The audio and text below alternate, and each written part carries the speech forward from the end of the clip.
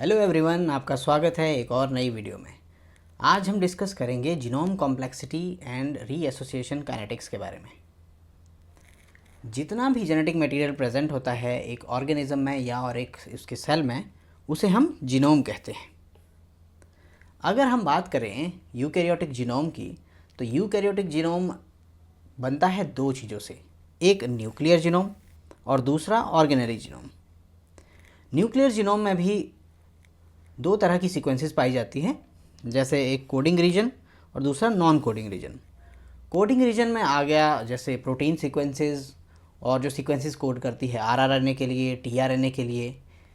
और जो non coding region है उसमें आ गए जैसे कि promoter elements, intron sequences, transposable elements और रेपिटेटिव सीक्वेंसेस, एनहांसर्स या फिर साइलेंसर्स। ये सारी चीज़ें नॉन कोडिंग सीक्वेंसेस के अंदर आती हैं। दूसरा है ऑर्गेनेली जीनोम। ऑर्गेनेली जीनोम में माइटोकॉन्ड्रियल जीनोम जो सिर्फ एनिमल सेल में प्रेजेंट होता है, और माइटोकॉन्ड्रियल प्लस क्लोरोप्लास्ट जीनोम जो कि प्लांट सेल में प्रेजेंट होता है। अब हम बात करते हैं सी वैल्यू और सी वैल्यू पैराडॉक्स के बारे में। Amount of DNA in terms of base pairs present in haploid genome is called C value और जीनोम साइज। जितना भी डीएनए का अमाउंट एक हैप्लॉइड जीनोम में प्रेजेंट है, जैसे कि हम ह्यूमंस है, ह्यूमंस डिप्लॉयड ऑर्गेनिजम्स होते हैं। तो डिप्लॉयड ऑर्गेनिज्म मतलब इसमें 2n इज इक्वल टू 46 है, मतलब 23 पेयर्स ऑफ क्रोमोजोम्स है ह्यूमंस के अंदर। तो उनका n इज इक्वल टू 23 होगा, मीन्स 23 क्रोमोजोम्स जो है वो हैप्लॉयड जीनोम कहलाता है।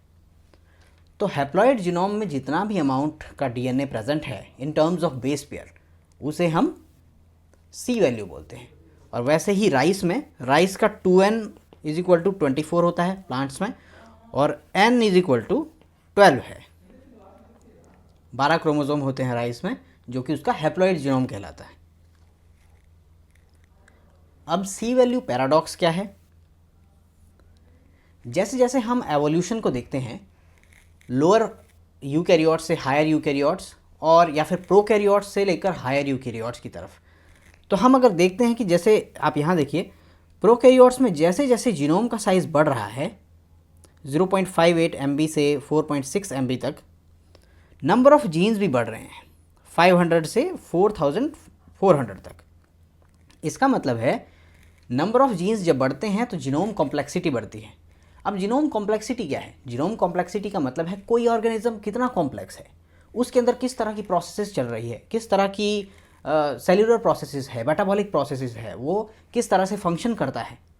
तो उसे कॉम्प्लेक्सिटी कहते हैं। और वो कॉम्प्लेक्सिटी किस तरह से आती है उसके ऑर्गेनिज्म के अंदर, उस जीन में कितने नंबर ऑफ जीन्स प्रेजेंट है, वो उसका जेनेटिक एक्सप्रेशन कैसा है, कितने जीन्स किस किस चीज़ के लिए कोड कर रहे हैं, किस किस चीज़ के लिए एक्सप्रेस कर रहे हैं, वो इसीलिए नंबर ऑफ जीन से उसकी कॉम्प्लेक्सिटी को हम जज करते हैं।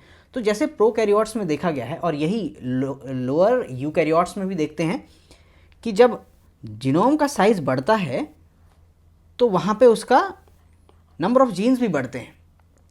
बट जैसे ही हम हायर यूकैरियोट्स में एंटर करते हैं तो देखिए, जैसे ही सी वैल्यू यानी कि जीनोम का साइज़, हैप्लॉइड जीनोम का साइज़ बढ़ रहा है, यहाँ देखिए अगर सी एलिगन में 103 MB जीनोम है और 20,000 उसके जीन्स है, लेकिन ड्रोसोफिला मेलानोगास्टर में 180 MB जीन्स है, साइज़ है जीनोम का। जीनोम साइज़ ज़्यादा है लेकिन जीन सिर्फ 14,700 है।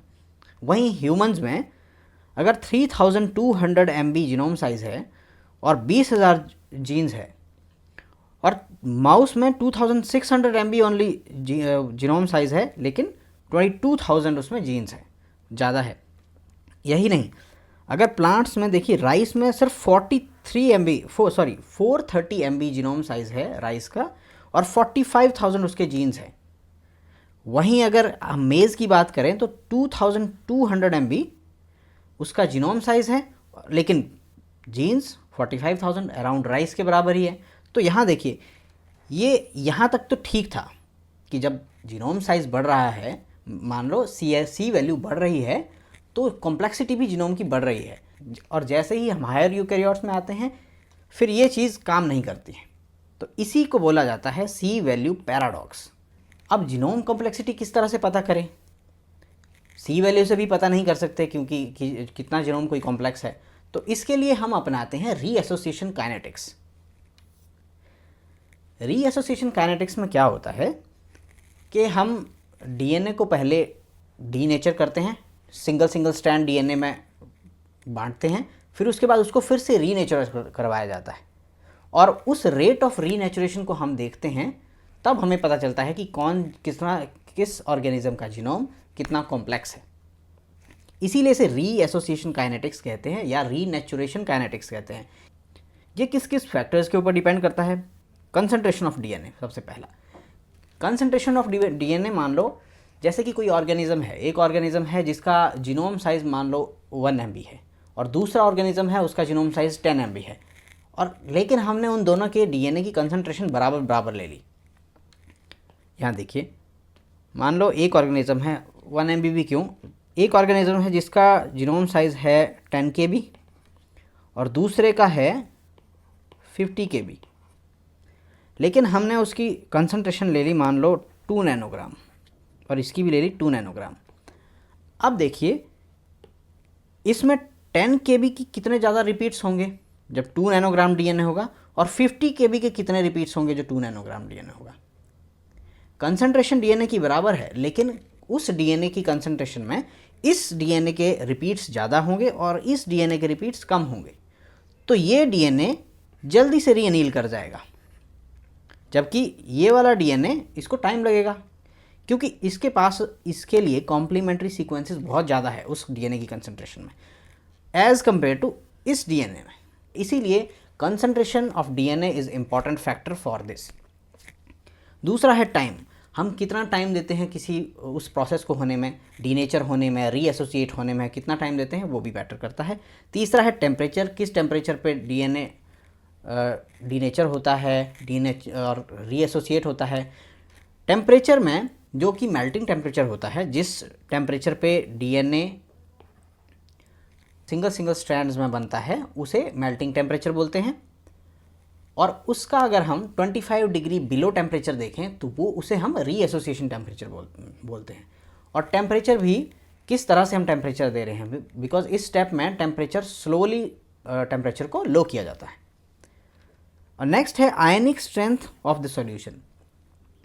अब हम सब जानते हैं कि डीएनए में जो है वो फॉस्फेट और शुगर और फॉस्फेट की बैकबोन होती है और डीएनए नेगेटिवली चार्ज होता है।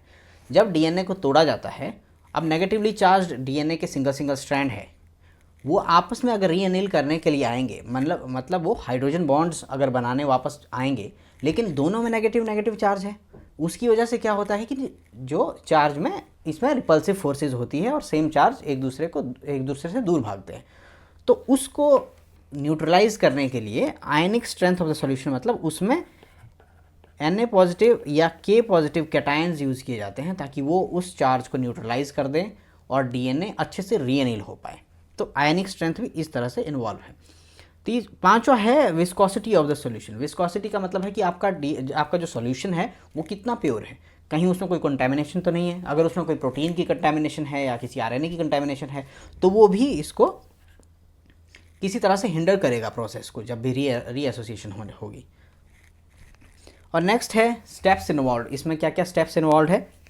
पहला है डीनेचरेशन, ये मैंने अभी बात की कि डीएनए को डीनेचर करवाया जाता है सिंगल स्ट्रैंडेड डीएनए में।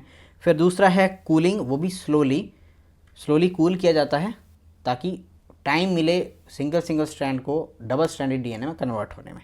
और फिर मॉनिटर किया जाता है। इस जो कूलिंग स्टेप है इसको हम मॉनिटर करते हैं, फिर देखते हैं कि रेट ऑफ रिएक्शन क्या है।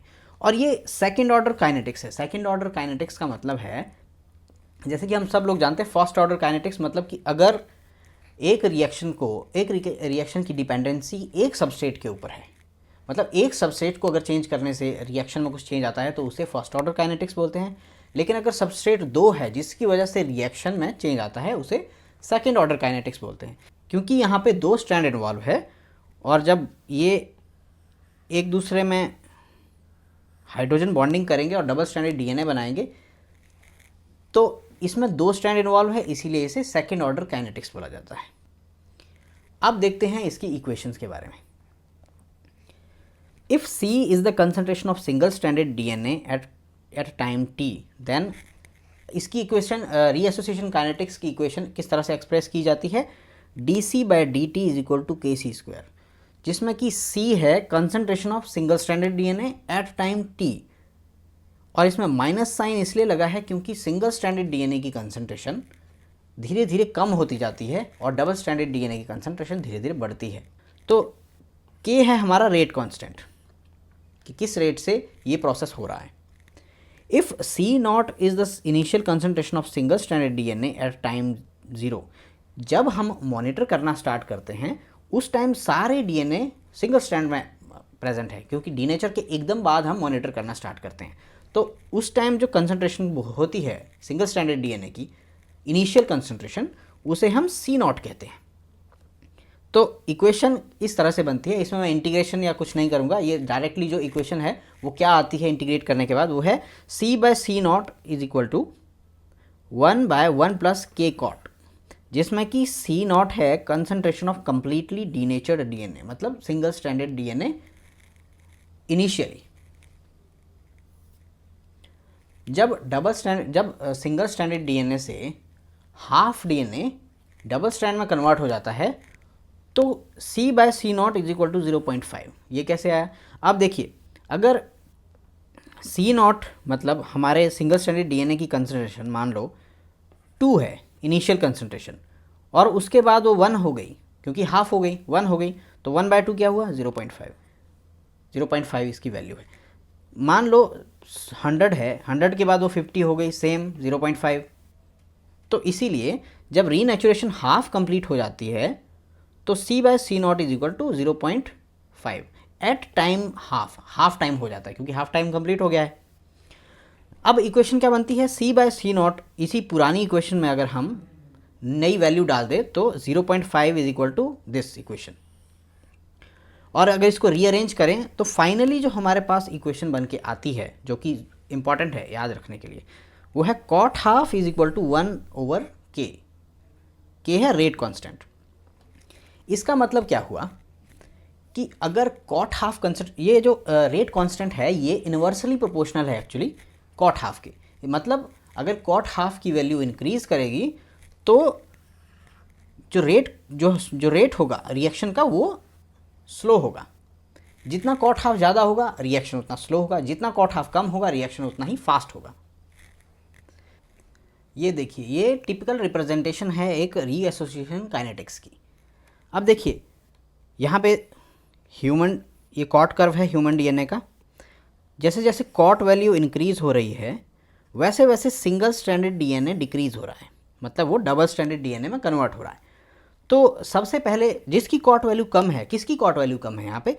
रैपिडली रीनेचरिंग डीएनए की। देखिए, रैपिडली रीनेचरिंग डीएनए की कॉट वैल्यू कम है as compared to slowly renaturing DNA. कोई भी डीएनए कब रैपिडली रीनेचर होगा, कोई भी डीएनए कितनी जल्दी रीएसोसिएट होगा, वो क्यों होगा? क्योंकि उसकी सीक्वेंसेस ज़्यादा अमाउंट में प्रेजेंट है, और सबसे ज़्यादा अमाउंट में सीक्वेंसेस कौन सी प्रेजेंट होती है? रेपिटेटिव सीक्वेंसेस प्रेजेंट होती है। तो यहाँ पे जितनी भी सीक्वेंसेस रीएसोसिएट होगी वो रेपिटेटिव सीक्वेंसेस होगी। उनकी सीक्वेंसेस, क्योंकि डीएनए जब रीएसोसिएट होगा तो उसे जब भी रिएक्शन होगा उसे अपनी सीक्वेंसेस ढूंढनी है और उसके कॉम्प्लीमेंट्री सीक्वेंसेस ढूंढनी है। जिसको उसके कॉम्प्लीमेंट्री सीक्वेंसेस जल्दी मिल जाएगी वो जल्दी रीएसोसिएट हो जाएगा, जिसको लेट मिलेगी वो लेट होगा। लेट किसको मिलेगी? जो कि यूनिक डीएनए है। अगर किसी डीएनए की कॉपी सिर्फ 1 या 2 बार ही प्रेजेंट है, उसको टाइम लगेगा उस डीएनए को ढूंढने में अपनी कॉम्प्लीमेंट्री सीक्वेंस, तो उसको रीनेचर होने में भी टाइम लगेगा। और जिसकी सीक्वेंसेस जल्दी अवेलेबल है, एक के बाद एक के बाद एक के बाद एक बहुत सारी प्रेजेंट है, वो तो किसी के साथ भी रीएसोसिएट हो सकता है, तो वो रैपिडली रीएसोसिएट हो जाएगा। तो जो रैपिडली रीनेचरिंग डीएनए है ये रेपिटेटिव सीक्वेंसेस आती हैं। उसके बाद जो ये मिडल में सीक्वेंसेस होती है यहाँ पे, ये मॉडरेटली रेपिटेटिव सीक्वेंसेस होती हैं। जो लास्ट में जो स्लोली रीनेचरिंग डीएनए है वो है यूनिक सीक्वेंसेस। यूनिक सीक्वेंसेस मतलब कॉम्प्लेक्स सीक्वेंसेस जो कि किसी जीन्स के लिए कोड करते हैं, कोडिंग रीजन। वैसे भी यूकैरियोटिक जीनोम में अराउंड 14% बस जो जीनोम है वो कोड करता है, बाकी सारा नॉन कोडिंग है। नॉन कोडिंग में रेपिटेटिव सीक्वेंसेस भी बहुत आ गई।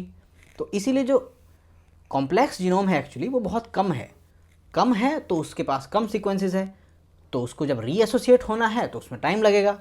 तो इसीलिए स्लो नेचुरिंग डीएनए जो है उसको कॉम्प्लेक्स डीएनए बोला जाता है। तो इस जो ग्राफ की इंटरप्रिटेशन है वो इस तरह से है कि जितना कॉट हाफ वैल्यू आपकी ज़्यादा होगी उतना ही रिएक्शन जो एसोसिएशन ऑफ रिएक्शन है वो कम होगा, उतना ही वो सीक्वेंसेस कॉम्प्लेक्स होगी, उतना ही जीनोम कॉम्प्लेक्स होगा। और जितना रीनेचरिंग डीएनए की फास्ट होगी उतनी ही जो कॉट हाफ वैल्यू उसकी कम होगी और रिएक्शन फास्ट होगा। सो इसके बेस पे हम बता सकते हैं कि अगर greater the cot half value slower the reaction, slower the reaction का मतलब है कि जो सीक्वेंसेस है वो कॉम्प्लेक्स है। अगर कॉट हाफ वैल्यू कम है तो रिएक्शन फास्ट होगा, रिएक्शन फास्ट हुआ तो जो सीक्वेंसेस है वो कॉम्प्लेक्स नहीं है। तो ये था reassociation kinetics and C value paradox के बारे में। तो आज की वीडियो में इतना ही। अगर आपको मेरी वीडियो पसंद आती है, मेरा पढ़ाने का अंदाज़ आपको अच्छा लगता है तो मेरी वीडियो को लाइक करें, इससे मुझे सपोर्ट मिलता है, इससे मुझे मोटिवेशन मिलती है कुछ और वीडियो बनाने के लिए। Thank you very much.